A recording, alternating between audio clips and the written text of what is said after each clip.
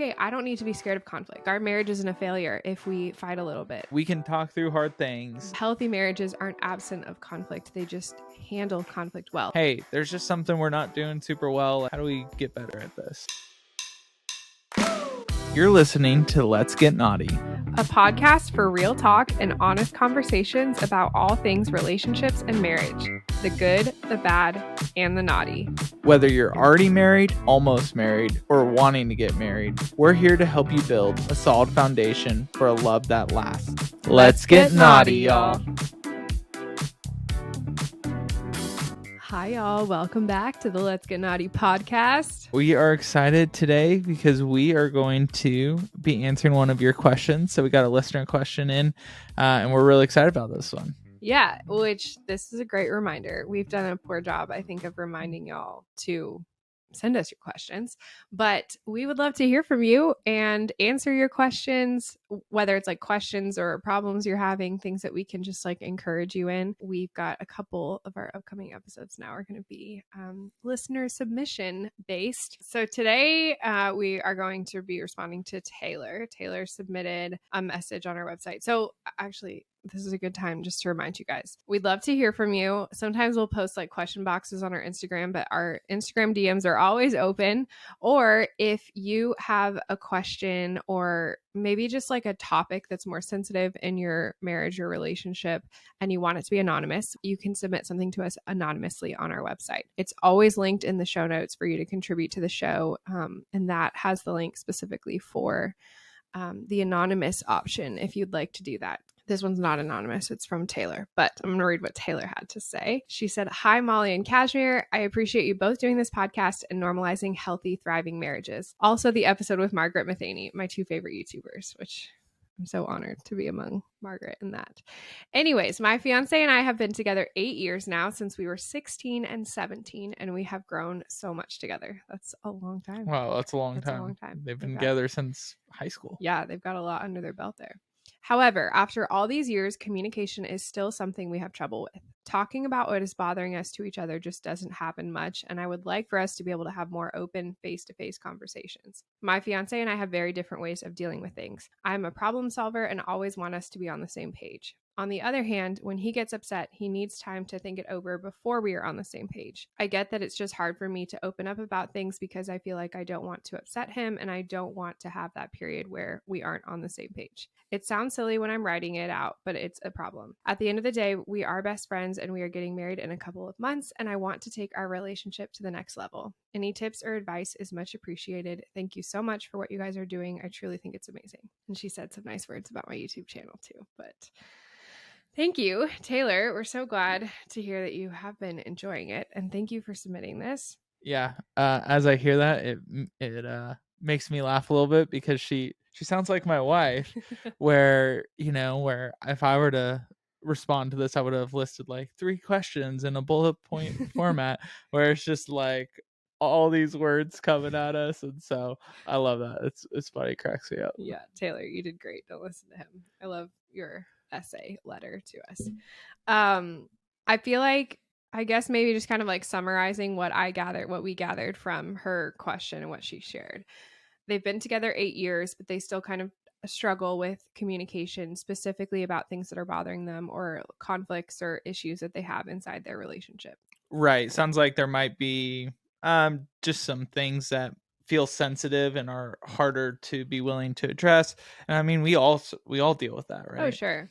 Well, it sounds like part of this is stemming from the fact that they communicate differently. They have different needs within their conflict. Great point. They respond to conflict differently. So it's maybe making them feel like they don't have a super safe environment or pattern to deal with conflict or issues easily. And I mean, this is like a very good self-observation by Taylor in her relationship of like, hey, like, how are we working and what's going on? And so definitely some great self-awareness for sure. And just to affirm, like, the fact that, Taylor, you're a couple months away from getting married and you're listening to a podcast like this and you're submitting questions and thinking like this and seeking help and guidance, like getting from where you're at to the healthy, thriving marriage that you want to have. What stands in the middle is a desire to learn more and a willingness to grow. And that's clearly what she's doing by listening and submitting this question. So just want to celebrate that because that's awesome. Yeah. I mean, I think that's something that so many marriages deal with is, hey, like these aren't like, problems we're dealing with on a daily basis. So I'm just going to let it go. And we have a good marriage, but like we don't want people to settle for a good marriage. We want them to like have the best marriage in the whole world. And so I just love that attitude of, hey, there's just something we're not doing super well. Like, how do we get better at this? Totally, which is awesome. And also just want to tell you, you're not silly for asking this question, and you're so not alone. Like, we have helped so many couples as we've counseled them with some very similar issues, and honestly, like, we can relate to this a lot ourselves. Oh yeah. I felt as I was reading this from you, Taylor, it was very nostalgic to the beginning of our relationship. Like, I related to a lot of what she said. Maybe we can throw it back to the early days of Molly and Cashmere. Do you remember how we had similar patterns? Oh yeah, I mean, I think Taylor's fiance, some of that feels very similar in that he doesn't maybe respond well to how, she's processing that with him. And, like I'm a withdrawer. And so pulling back is just something so natural for me. I'm a thinker and I have to like process it myself. So sometimes just having a little space to think about it and process it can be really helpful. Yeah. And I, on the other hand, I definitely came into our relationship with a fear of conflict. And so I would respond to that one of two ways. If anything came up, I would like kind of attack you with like, we need to fix this. Like she said, she's a problem solver. She wants to get on the same page. I'm guessing she has like that desire to close in on him and like try to resolve things. I would do that to you, and it never went well because you did need space and like you need space to process things, to think. I did and I do.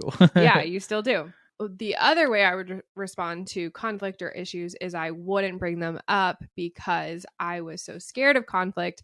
I was like, whatever, it's fine. We get along well enough. Like, I just won't bring this up because we're okay. It's fine. Like, I'll deal with it or whatever. Right. Because so I would avoid conflict. If conflict came up, I would like attack it intensely because I needed to fix it.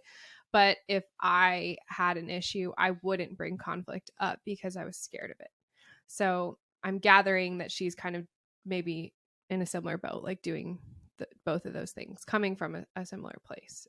Right? Yeah. So we totally can totally relate to these patterns. We've come a long way in our 6 years now, babe. Whoa. 6 years of marriage, where even though those might be like tendencies for us, we've grown a lot in understanding each other, communicating with each other. Where like we've grown a lot in those patterns. So now we have healthier communication. So I think we figured we'd share just a few things with you, like tangible things we thought of. One mostly that helped us in getting from being there to where we feel like we are now. The first one that I want to start out with is just like not even really a tip, but maybe just a reminder. If Taylor, you can relate to what I just shared, remember that conflict is not failure. Right. That is so important. I'm guessing you have similar patterns to where what I had because you had the same similar fear. So I think it's so important. I know we've shared about this on other podcast episodes. I know we talked about this, like things we wish we knew before marriage, but I'm pretty sure we talk about it a lot. Just the concept that like conflict is not failure. I think that was one of the biggest things that shifted for me, was that awareness of like, okay, I don't need to be scared of conflict. Like, our marriage isn't a failure if we fight a little bit or we have some issues and we work through them. Like, I literally used to be terrified of it because I thought that it was a poor reflection on us. And now I know the truth that healthy marriages aren't absent of conflict. They just handle conflict well, and they know how to resolve conflict quickly. They communicate effectively.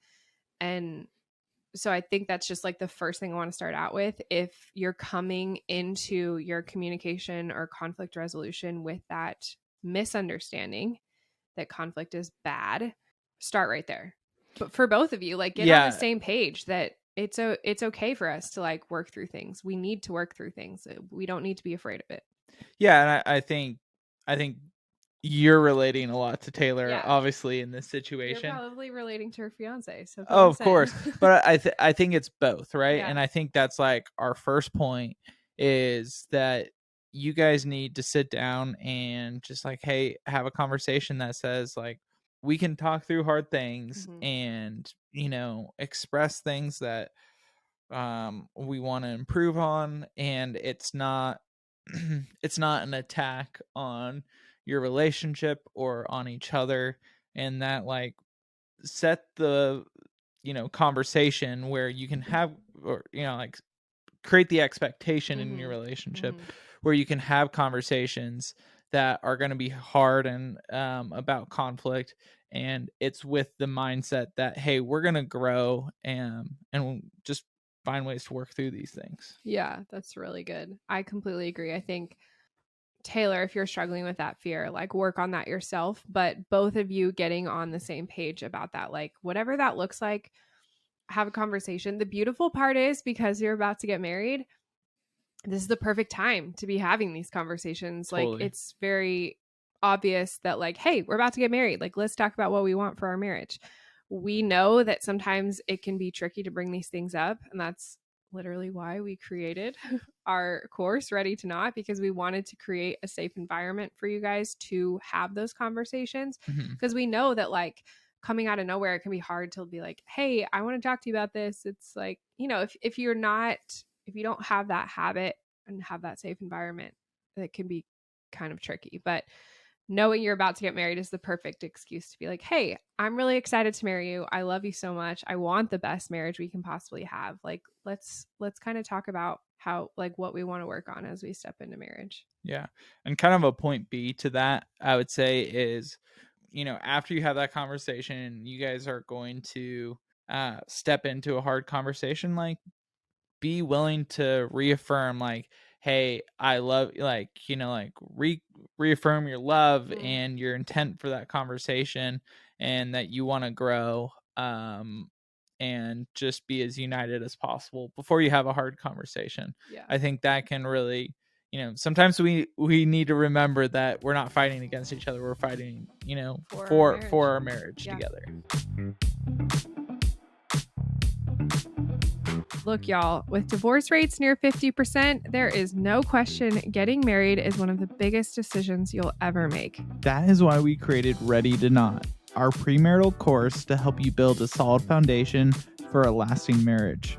You'll take the world's leading relationship assessment, get a personalized report on the strengths and growth areas of your relationship, and watch lessons where we help you understand your results and give you tools and exercises to grow in 9 different areas. This is designed to give you structure to have the important conversations you need to have and to get clear on your expectations in everything from finances to family, conflict, sex, roles, faith, and so much more. Research has proven that investing your time in a course like this will increase your marriage success rate by 30%.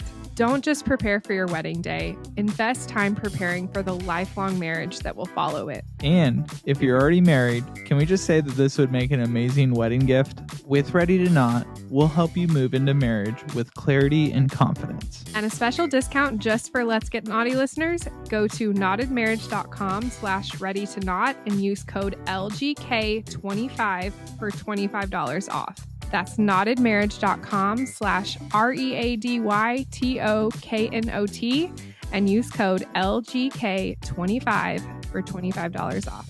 Now back to the episode. Okay, so that was kind of a part 1, but we have 3 actual things we wanted to share. So the first one is weenie. Oh This my was gosh. the first thing that came to mind for Yeah. me when I read this. So I think this is episode 2. I think. Yes. Yeah. Episode 2 of the Let's Get Knotty podcast. We dove right in from the start because we truly believe this is one of the most helpful tools that you can learn. So Taylor, if you haven't listened to episode 2, definitely go listen. And weenie, for those of y'all that haven't listened, in episode 2, we talk about weenie, which is WENI. It stands for withdrawal, escalation, negative interpretation, and invalidation. I don't know why I was about to say isolation. So those are the 4 main negative communication patterns that we tend to default to in conflict. We all respond to conflict differently. Weenie is a really helpful tool to kind of summarize what your 1 or 2 default reactions to conflict are. The reason I thought of this immediately is because clearly you both respond differently. Cashmere is a withdrawer. I am a negative interpreter. I don't know if those are the same for you, Taylor, and your fiance, but I think that's the point, though, is, whatever they are, right. that was a fundamental understanding that we had that helped Totally. us in understanding our conflict.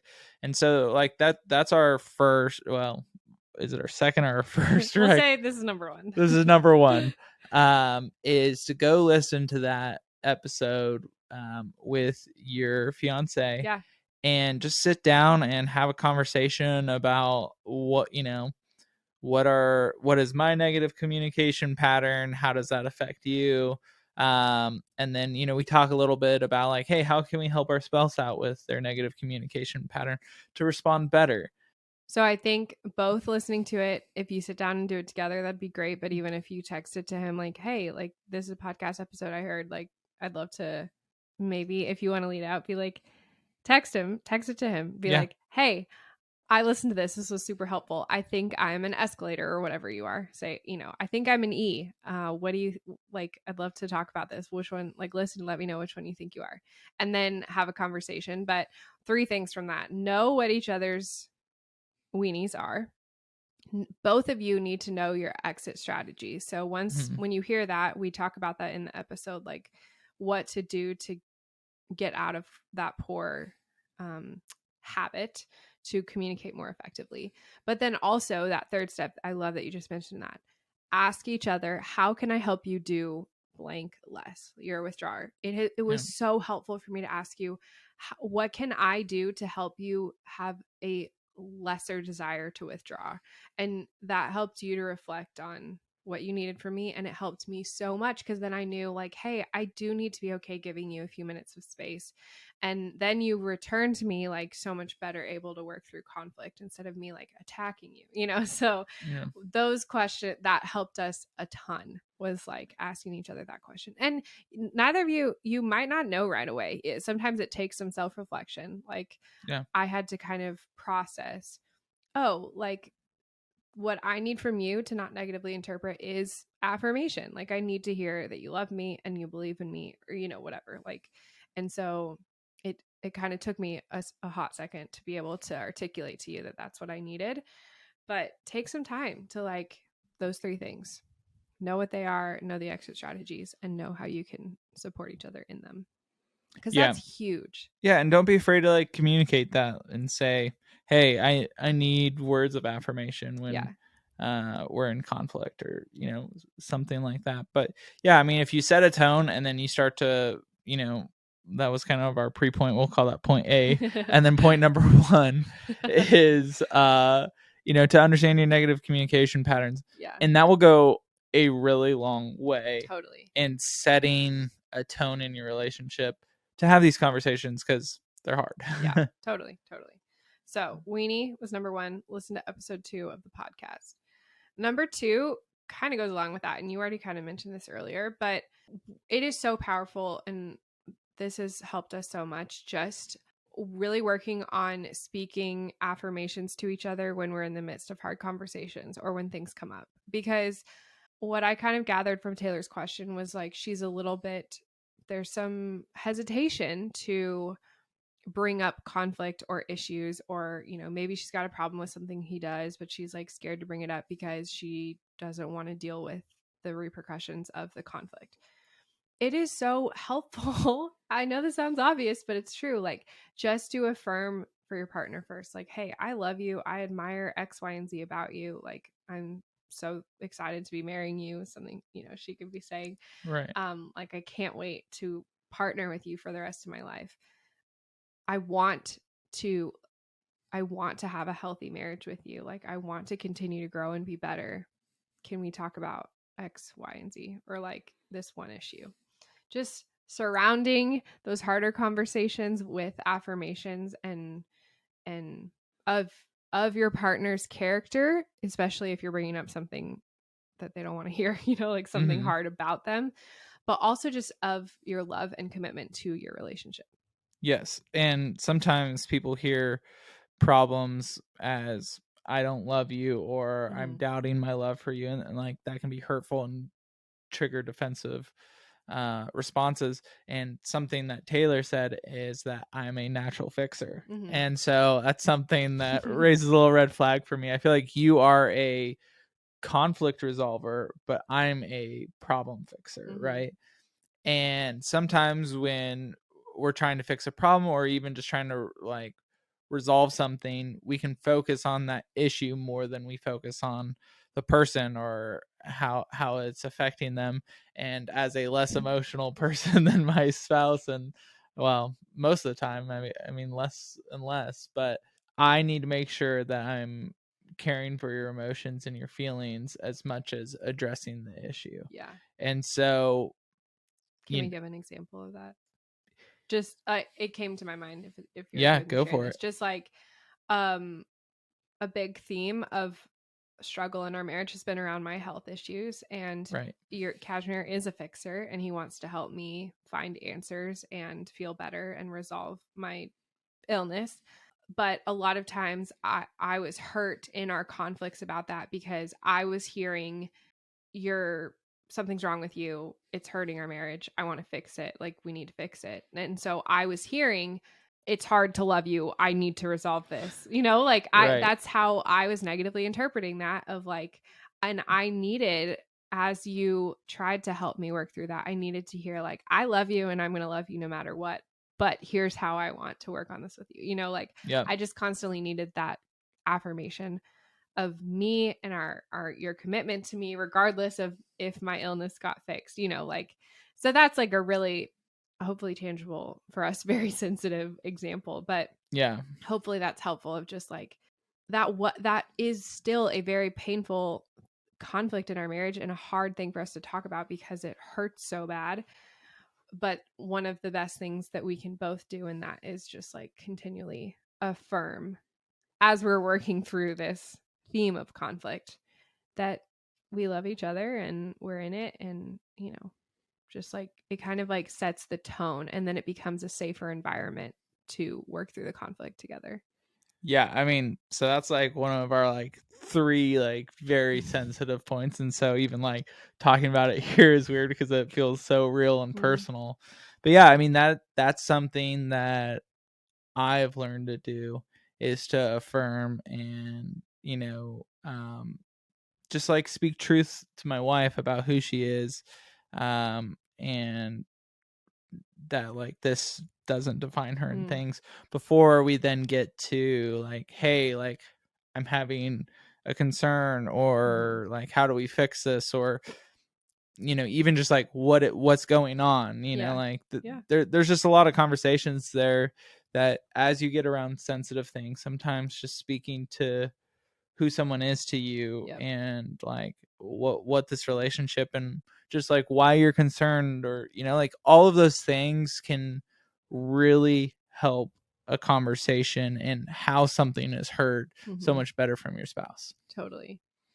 So just sandwiching bringing up conflict with that affirmation of love, commitment, and yeah, just, I mean, kind of going back to what we first said, but just like affirming why you want to bring up these conflicts. It's not just because you're trying to pick a fight, it's because you care about your relationship and your partner and you want to be healthy and thriving. And so that's just really helpful to constantly like remind the purpose of those hard conversations.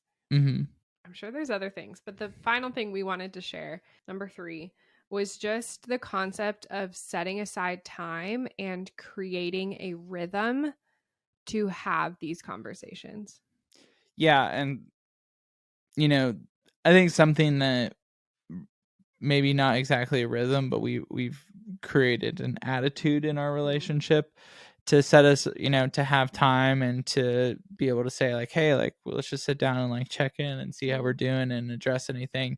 But that can be hard. And so this is something that, it's a little bit of what we've done. And then something that we loved hearing from the Kadershas last week is we've always believed in like, a once a week or once a month meeting, but just to go over life and like schedules and be on the same page about that. But something I loved that they said is that they have a space and a time to go over any hurts or conflicts or anything that they're holding on to. Yeah. And that's just a space and a time where they both know they can bring something up and address it. Yeah. That was so good. So episode 12 with the Sullivans was when we first talked about their weekly family meetings. And that episode was great because they gave really tangible examples of what they check in with on a weekly basis. I don't think they specifically talked about like current issues. I'm guessing that kind of was a space for them. I'm guessing it's that's probably natural. I mean, when you're talking about hard things like finances and schedules and who's driving what kid where, like that's gonna happen. Sure. And then episode 14 with the Kadershas, just like you said, they shared the same thing as a tool on their naughty list, but they said that they used it to basically as a rhythm, as kind of a check-in and accountability to keep short accounts, which I thought was so good. So if you've never heard that terminology before, keeping short accounts is just the concept of like wiping clean the slate and not holding on to things, right? Like you're not keeping this long 8-year-long tally of all the things your partner's done and you don't resolve. Right. Like you bring it up and you address it and then you forgive, right? Like, so we talk a lot about the process of forgiveness and like truly forgiving because, like I think that's just always all of these things that float under the surface always end up in a tally book of hurts and frustrations that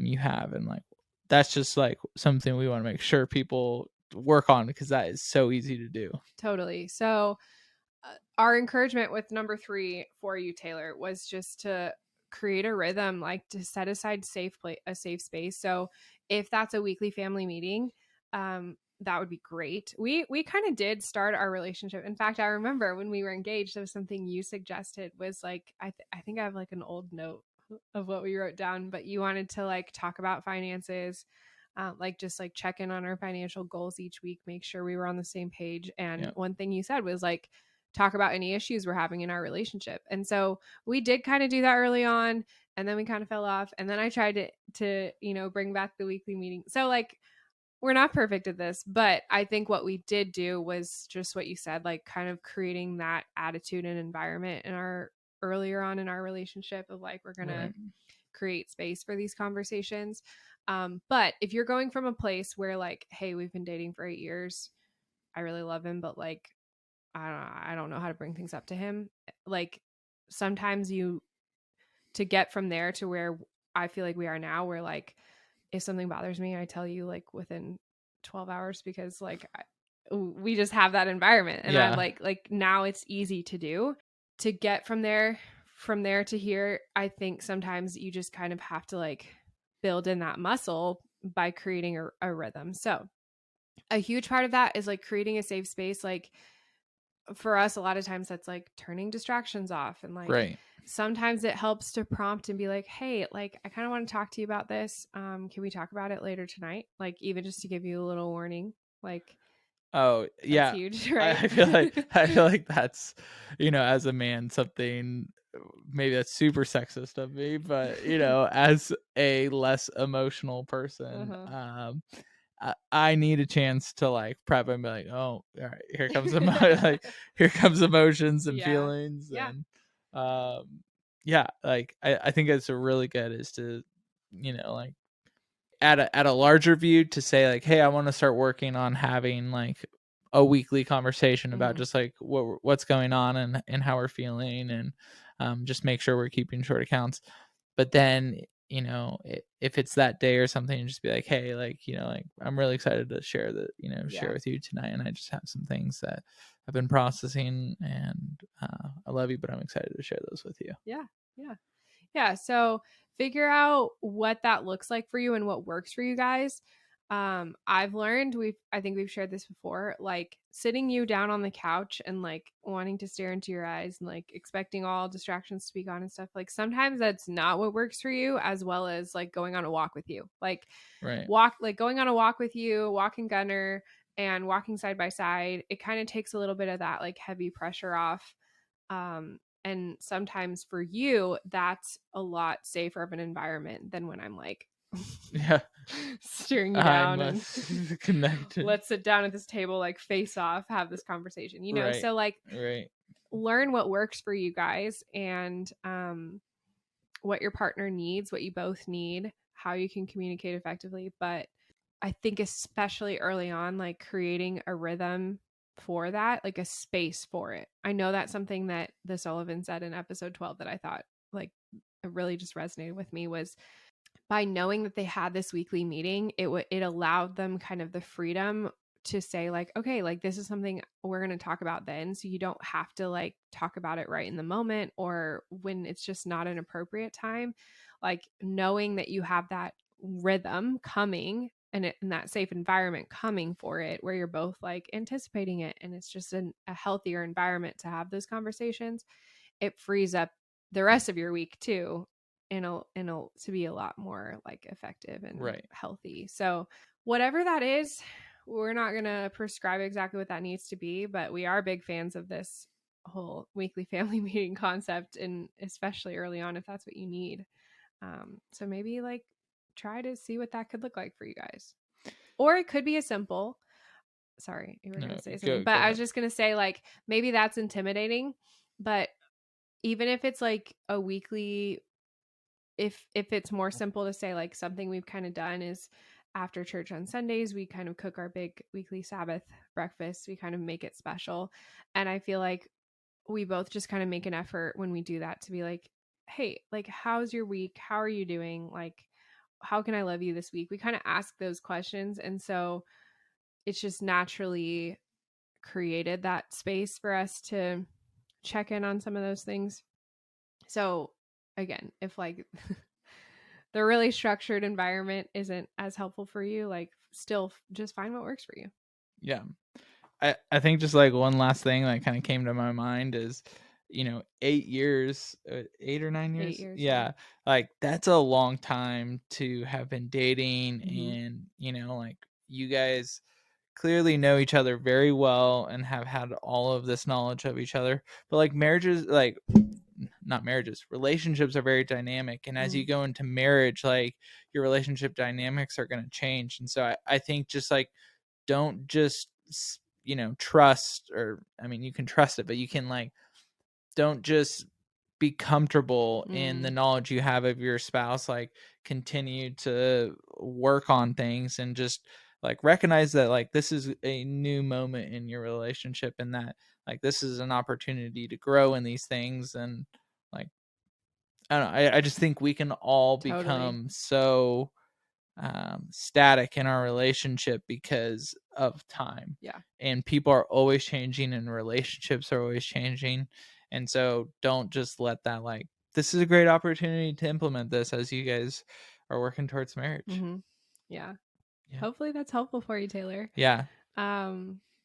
Is that all you wanted to say there? Yeah. I think we could talk forever, but I think we hopefully could, those are yeah. 3 or 4 like more tangible things, just to kind of give her some encouragement and support. Yeah. Well, Taylor, we are so excited for you. Yeah. Sounds like your wedding is probably a few Fast weeks. Yeah. approaching. Few weeks, few months away here. Yeah. So How exciting. we're Yeah. very excited for you. Cheering you on for sure. Hopefully this is an encouragement for anyone else listening. Again, reminder, we'd love to hear from you. So DM us on Instagram, fill out that form on the website if you want to submit anything anonymously. We will hopefully like every couple episodes we have more amazing guests lined up. We definitely want to continue to interview couples. And also, this is a great time to say, let us know if there's anyone you want to see on the show, a couple that you either admire or would love to hear from. Let us know if there's anyone you want to see on Let's Get Knotty and hear the inside deets of their marriage. And yes, but maybe in addition to that, every so often we can be doing kind of like y'all's questions and issues.